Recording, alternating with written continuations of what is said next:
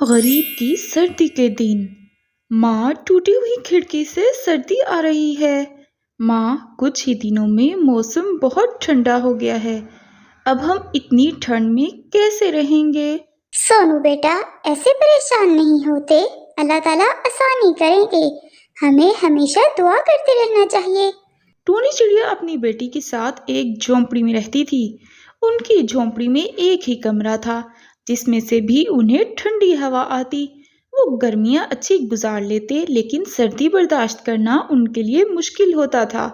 سونو چڑیا ابھی چھوٹی تھی اور گھر میں ہی پڑھا کرتی تھی۔ ٹونی چڑیا کام کیا کرتی تھی پاس ہی ایک باغ میں، جہاں سے وہ پھول توڑ کر بیچا کرتی تھی۔ اس کام سے ان کا گزر ہو جاتا تھا، لیکن گھر کو مرمت کروانے کے لیے پیسے نہیں جمع ہوتے تھے۔ سردی کے موسم میں سب نے اپنے گھر ہیٹر چلا لیے تھے۔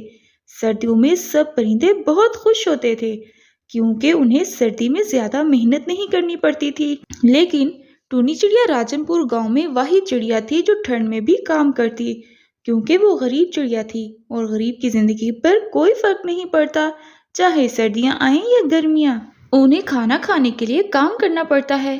ایک دن ٹونی چڑیا سونو سے کہنے لگی، سونو بیٹا، آپ اپنی پڑھائی کرو اور میں کام سے واپس آ کر کھانا بناتی ہوں۔ سونو پڑھنے لگی اور ٹونی چڑیا سردی کے دن کام کرنے لگی۔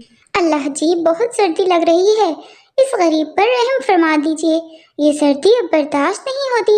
جن کے گھر ہیٹر ہوں اور پکے گھر ہوں، ہوا کا راستہ نہ ہو، ان کو ہی سردیاں اچھی لگتی ہیں، ہم غریب اس سردی میں بھی مارے جاتے ہیں۔ ٹونی چڑیا کام کر رہی تھی اور ساتھ اللہ تعالیٰ سے مدد مانگ رہی تھی۔ ٹونی چڑیا کی یہ باتیں پھولوں کے باغ میں کھڑے ایک پیارے سے اوڈی نے سن لی۔ وہ پھولوں سے نکل کر ٹونی چڑیا کے پاس آیا اور کہنے لگا، ٹونی چڑیا، تم سردی کی وجہ سے گھبراتی کیوں ہو؟